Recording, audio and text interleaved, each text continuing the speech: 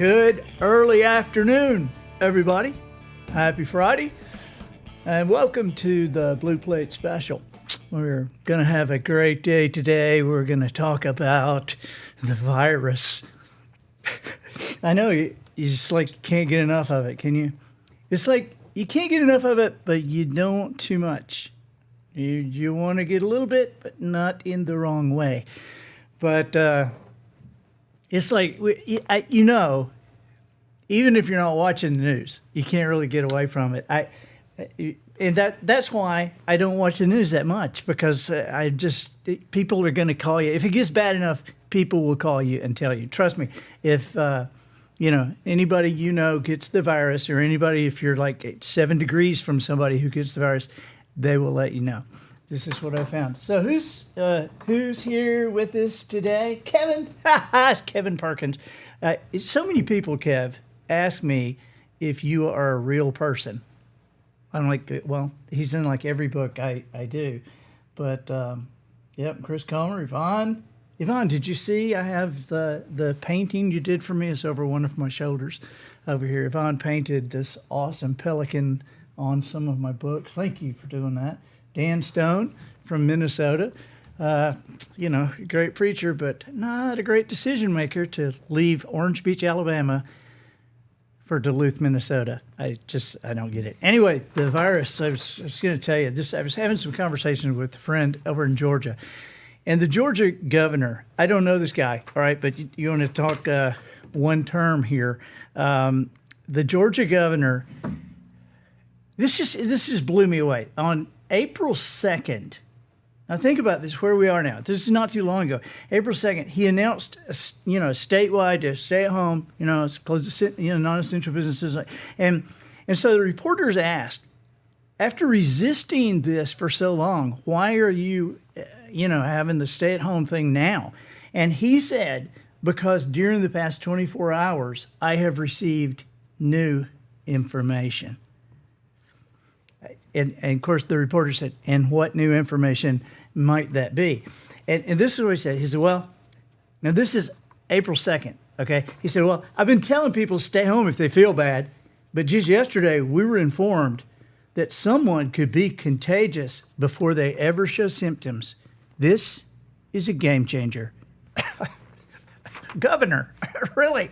I mean, I think a game changer.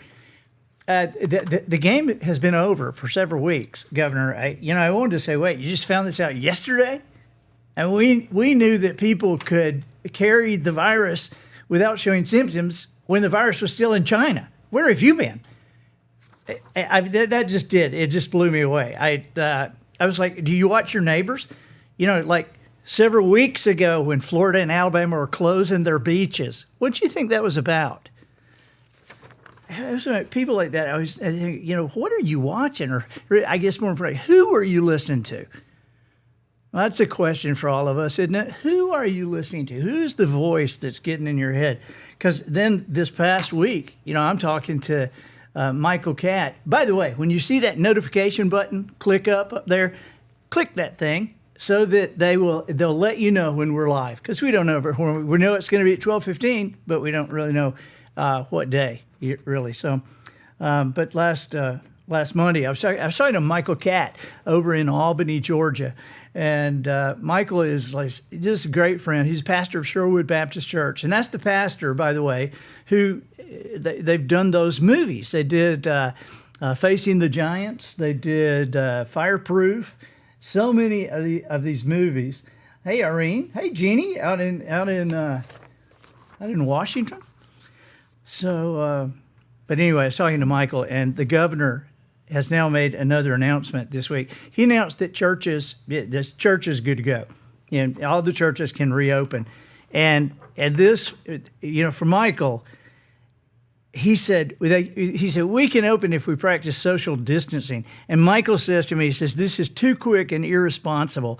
Our county actually leads the state in deaths. There are well over 100 now just in that county. And he says churches can't practice social distancing because of kids, nurseries, and the nature of what we do. Our team is going to meet this morning and release our decision. And we'll continue online until at least May 17th and watch the data. My gut tells me we have a ways to go. And so then he texted me later and says, I've talked to multiple pastors here since yesterday. They all think it's too soon. I won't bore you with the details. He said, I'll close by saying, just because you can doesn't mean you should. And then he said, we released a statement across denominational and ethnic lines that the pastors in Albany, these churches are not reopening yet.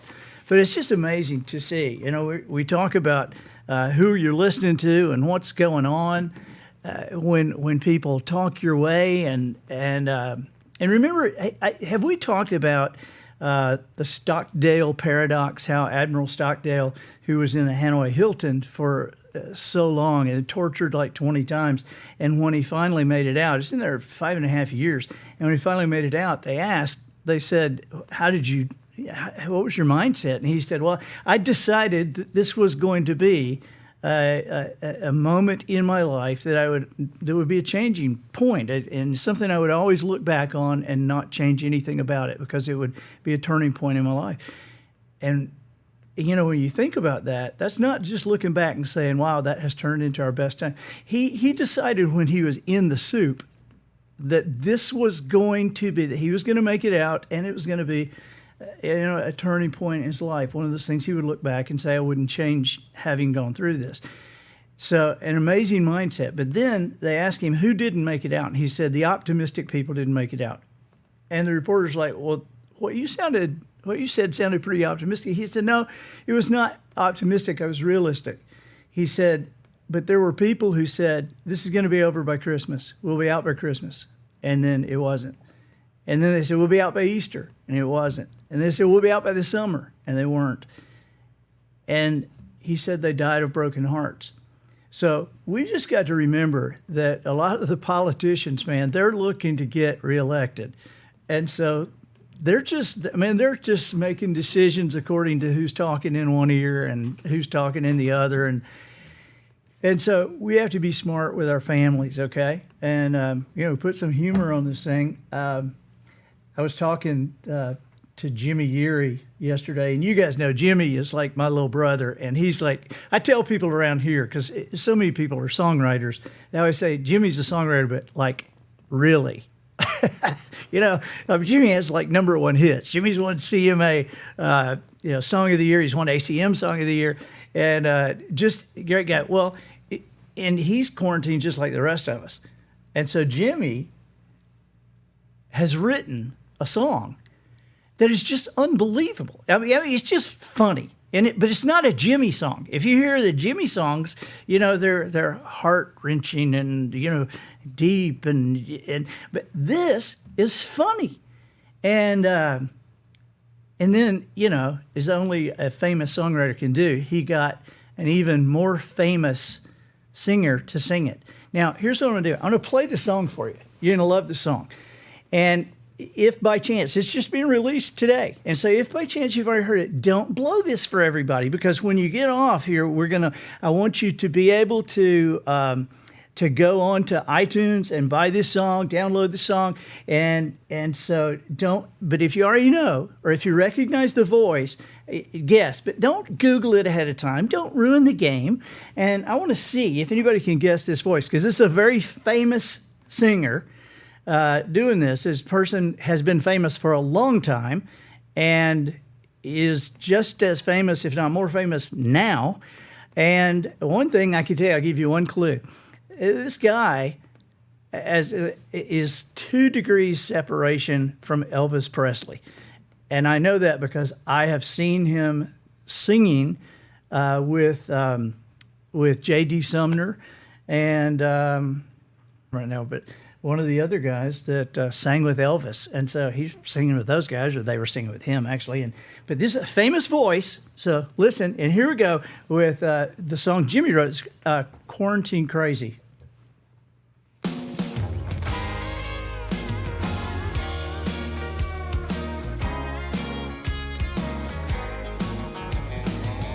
I told my wife to be patient with me.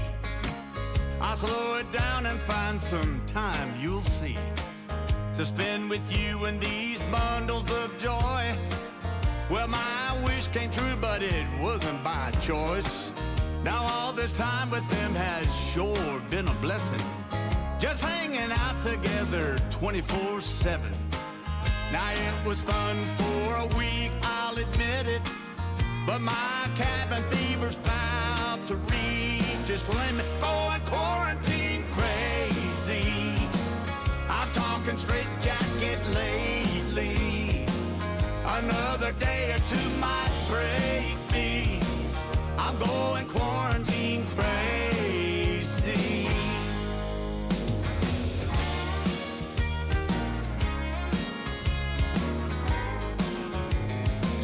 I make it break it like Billy Ray Cyrus. 'Cause if I leave I might get that virus. We're all out of beans and all out of taters. Come in and wrap it like the last roll of toilet paper. Going quarantine crazy. I'm talking straight jacket lately. Another day or two might break me. I'm going quarantine crazy.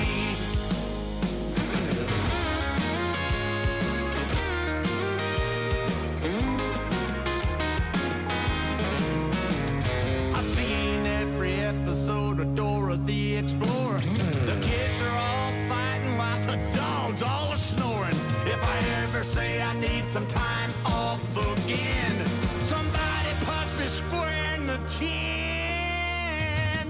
I'm going quarantine crazy. I'm out of my mind lately.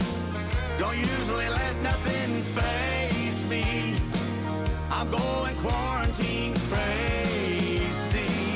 I'm pretty sure my wife hates me. I'm going quarantine crazy.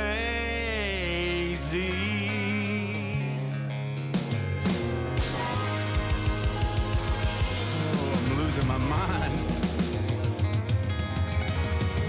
I ain't happy.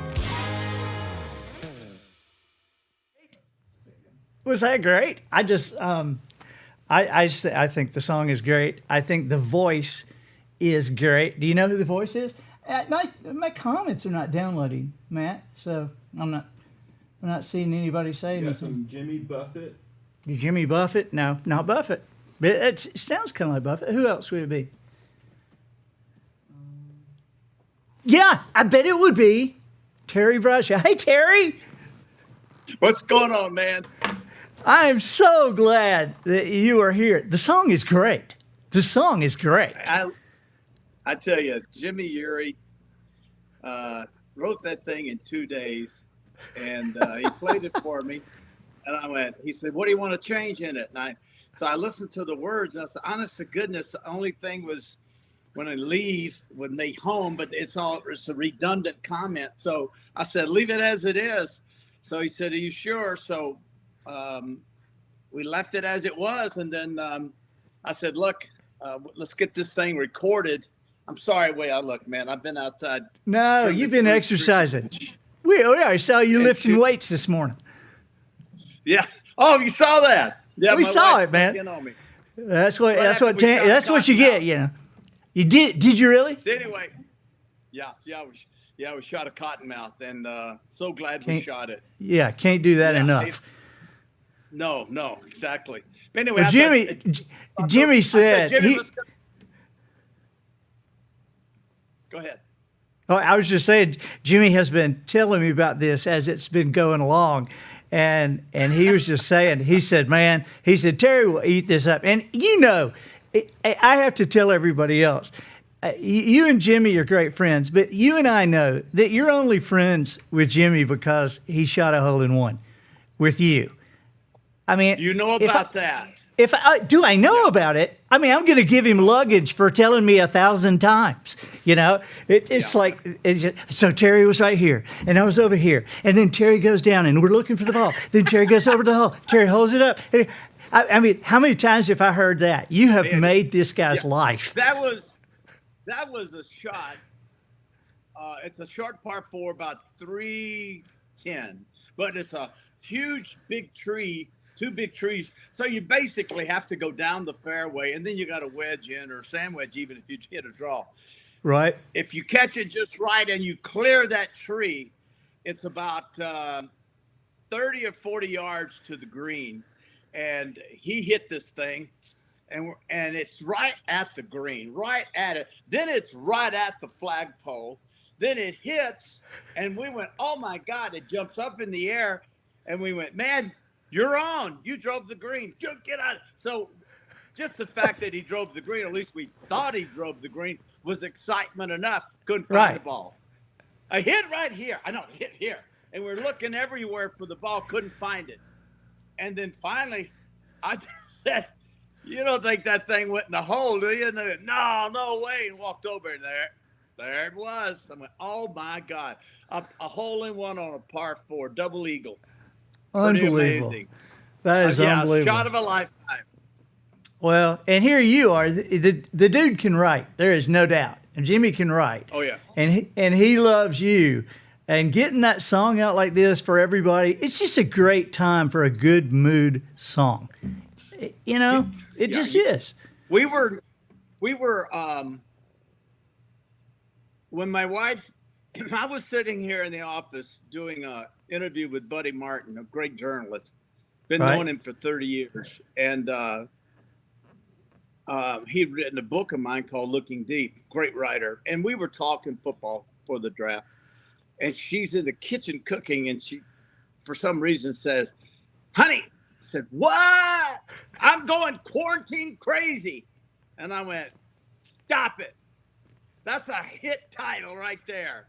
I said, Buddy, I got to go. So I hung up with Buddy, went in there and said, quarantine crazy. Oh, I got it. Here's this guy that won't spend any time with his family. He's always got an excuse. He's working hard because he wants them to have a better life than he grew up having. He can't spend time on Saturdays because he's got to get rid of all his anxiety and his frustration. And so he plays golf on Saturday. And Sunday, even after church, maybe he'll go to church or he might go fishing. But then the fall, he promises he's going to be back. I'm there for you this fall, but football season starts, and he can't spend time with his family. And then he likes to deer hunt, and he can't spend time with his family, and on and on and on. And so I called Jimmy. I said, here's how I see the song. Here it is, yeah. And Jimmy said, oh, I got it, dude. I got it. 2 days later, he calls me, hey, check this out. See what you think. There it is. That was the song. Well, That's for amazing. for people who are surprised, they shouldn't be surprised. You go on YouTube and watch Terry sing, and it was Jake Hess, J.D. Sumner and Jake Hess, right? And Yes. But you go and watch Terry sing, and man, you can flat sing. And so this is great. I don't like to say nice things about anything I can do because perception is if you do that, then you're an arrogant, self-centered. And I would like to. I can say you can sing. Hey, Katrina has written in a question, and she does want to talk football because she wants to know what you thought about the draft last night. I pretty much knew all those kids that got drafted in the first round. Probably the only surprise was Kansas City taking the Edwards kid from LSU at running back. But then when you thought about it, it was a perfect fit for them, a guy that's fast, elusive, not very tall, about 210 pounds, but fits Andy Reid's offense perfectly with Mahomes. Gotcha. Getting the ball back out of the backfield. And so I was not surprised that Tua went to Miami because of all the negative criticism about his injuries. Right. And I was happy. No, I know him, and I was very happy for him and his family. But for the most part, the draft kind of went according. People drafted according to their needs, with a couple exceptions. And I think Green Bay taking the kid out of Utah State, the quarterback, was somewhat of a surprise, as bad as they need wide receivers. But this I do know about wide receivers. You can find them all throughout the draft if you've done your homework. They're everywhere. Good wide receivers. And you'll find them in the second round, third round, fifth round. They're there, a bunch of them. Running backs the same way. Yeah, but you always need a strong-arm quarterback, right? Yeah, always. Yeah, man. Cameron, what's that kid's name? Jordan? I don't even know what his name is, from Utah State. Hey, man, I'm looking at my hair, and the hair looks terrible. Sorry, Oh, apologize. your hair looks fine. One of my Okay. best buddies, Joe Bullard, has a hairstyle just like yours. Well, So, hey, Gilbert Little from Shreveport said to tell you hello. So you okay. knew him from college, and so I know how you travel around. People come out of the woodwork they haven't seen in a while. I really appreciate you taking the time with us today. We're going to do whatever we can do to promote this song, man. I think it's a great thing you've done for all of us. I thank you very much for playing it, for Jimmy Yeary writing it, and actually Jimmy and we're going to be doing more songs together. We've got a little pack worked out where we're going to be writing songs. And I think one of the things that people have to get over is that if you're a football player, you're a football player. You can't do anything else. Singing is something I started doing long before I started playing football. So I'm really proud of the recognition that the singing is getting, and the fact that Jimmy and his wife Sonia and the Isaacs, who I was going to tour some with this year, came on. They're big supporters, and the fact nobody knows I have a show in Vegas. Nobody knows that it's so. It's I didn't know you had a show in Vegas. But yeah, and well, a bunch of shows have been canceled. I'll go all the way through February of next year. So oh my gosh. You produced cool. one of the last Isaacs albums, the 342, right? I did. I'm executive producer, which only means I financed it. Yeah, but I've seen you sing. I've seen you singing with him. So Hey man, I know you. You know what? Now, hey, get this. I have now done the Grand Ole Opry 4 times, and all because of the Isaacs. And they got me over my fear of doing the opera. I was petrified. It was my bucket list, but I was petrified to walk out and stand on that stage in the Ryman or in the other one. Yeah, in the new one now, yeah. And to stand there and sing where Hank Williams sang, and Patsy Cline and Eddie Arnold and all my heroes, Marty Robbins. And to stand there was too intimidating for me. And the Isaacs got me over that. And I can't thank them enough. We've become great friends. Hey, one little quick thing before you go. For you and Tammy, you would get a kick out of this. You need to Jimmy's doing the 5 p.m. shows. We watch Mark Lowry at 10, watch Jimmy at 5, watch Sugarcane Jane at 9:30. And Jimmy and Sonia's been on there a couple of times. Go back last week and look at one of the shows where toward the end, somebody asked Sonia to sing It As Well. And so she says to Jimmy, of course, Jimmy, I've teased him forever, say, dude, you're not even the best singer in your own house, And so she says, hey, why don't you sing this with me? He goes, I don't think so. And she goes, yeah, I need It As Well, It As Well, It As Well, It As Well. And says, okay. So she starts halfway through. You can just see on Jimmy's face when she starts going, he just bails. And you just see on his face, it's like, yeah, I can't do this. But it's great. Thank you, Terry, for being here. Like an angel. Thank you so much for having me. Yeah, hey, we'll do it again. We have another song out, man. Let's keep it going. Absolutely. Right? Absolutely. Anytime. I did Rolling Stone magazine yesterday. I never, at 71 years of age, always dreamed of interviewing in the Rolling Stone magazine. I did that. So this song's taking me to places that I never thought possible. And that is awesome. On your show. Thanks so much, Andy. I appreciate it. Thank you, buddy. Thank you. Shoot another cottonmouth for me. Stay safe. All right. Oh, I will.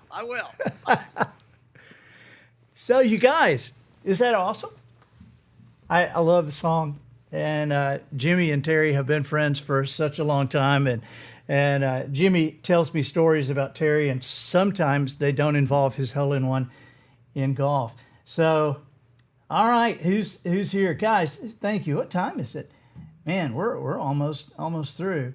So Dolores Williams, you went to high school with him. He is funny. He's just got a funny, happy personality that is. Patricia says, "Sports without crowds in the stands. They're gonna find out how a comedian feels on the nights no laughter." You're exactly right. I was glad he talked about Tua. We love Tua here in Alabama, and Clint Knowles. Hey, Clint in Ohio. Clint is an Alabama fan living up in Ohio. Hey, Mother's Day is coming. Don't forget. This is Austin Legacy Knives. This is the Mother's Day gift of the year. He's doing a discount, and this is Mama's secret weapon. If you go on AustinLegacyKnives.com, you will see the knives, and you'll see how he does those. But you'll see in the specialty items, there's Mama's secret weapon. And it was because we always wonder, how come Mama never burns the roux? How come the soup stock has never burned? It was because she had a secret weapon. And it was this wooden spoon that Austin has remade. I mean, he makes them out of 4 different kinds of wood. This is out of cypress, and it has this sharp edge, and it lifts all the stuff off the bottom, gets into the corners, has this nice leather thing in it. And so this one is out of cypress, and so he has these on Austin Legacy Knives for $10 is usually $39, so these are $29.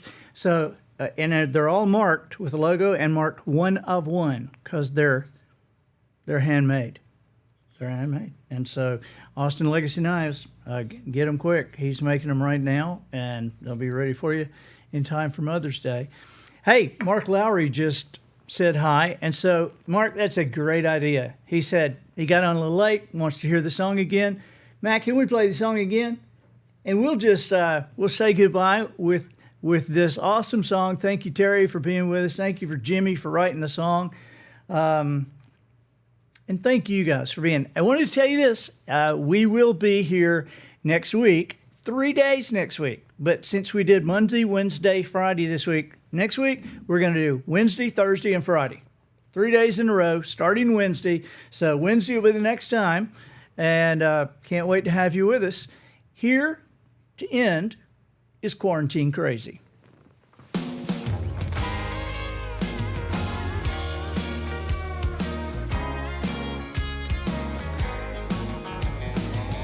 I told my wife to be patient with me. I'll slow it down and find some time, you'll see, to spend with you in these bundles of joy. Well, my wish came true, but it wasn't by choice. Now all this time with them has sure been a blessing. Just hanging out together 24/7. Now it was fun for a week, I'll admit it. But my cabin fever's about to reach its limit. Going quarantine crazy. I'm talking straight jacket lately. Another day or two might break me. I'm going quarantine crazy.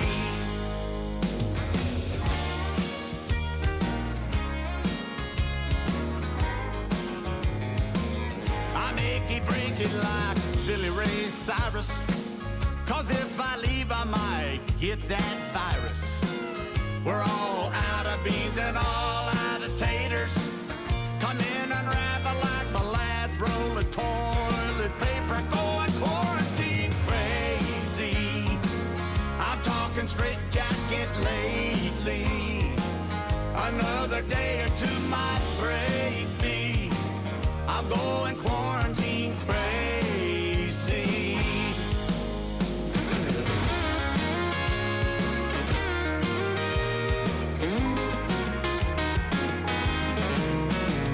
I've seen every episode of Dora the Explorer.